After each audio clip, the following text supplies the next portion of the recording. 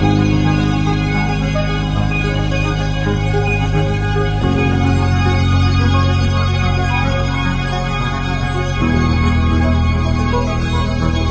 un instrument de coopération sud-sud et nord-sud qui est reconnu au plan mondial comme le meilleur opérateur de services de navigation aérienne d'espace intégré.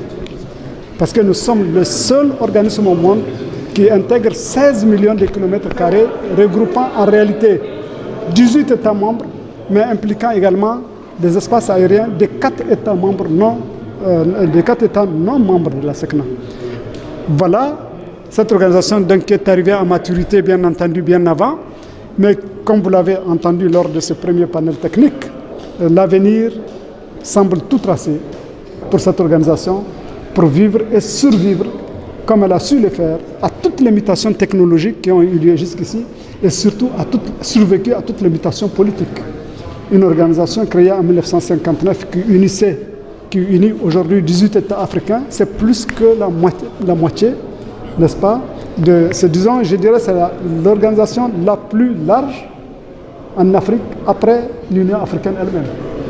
Et comme vous l'avez entendu dans la salle, notre ambition, c'est d'unir les 55 pays africains dans cette vision stratégique, dans cette mission de sécurité de la navigation aérienne.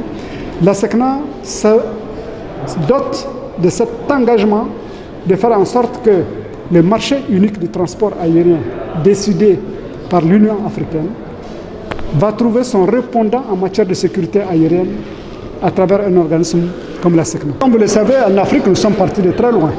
On avait commencé à gérer la sécurité des avions avec un micro et une HF, et puis du papier sur lequel le contrôleur écrivait. Aujourd'hui, je peux vous assurer que nous sommes exactement au même niveau technologique que l'Europe ou l'Amérique. C'est reconnu dans le monde entier. L'Europe fait du guidage radar, nous faisons du guidage radar.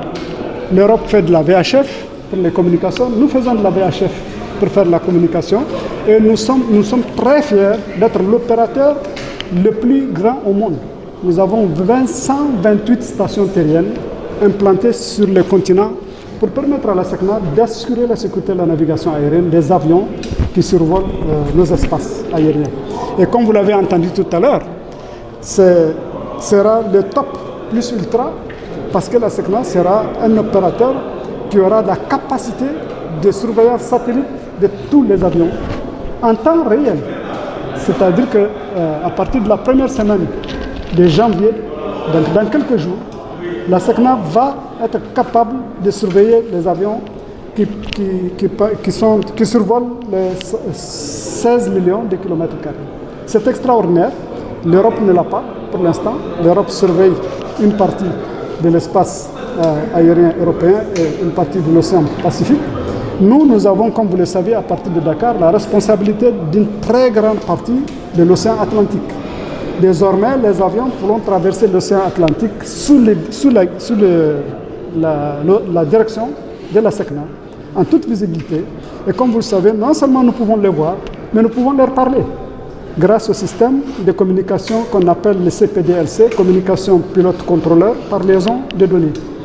Donc nous sommes très fiers d'arriver à 60 ans avec la capacité de mettre les avions dans les mêmes conditions de sécurité, les meilleures conditions de sécurité possibles offertes par les technologies d'aujourd'hui.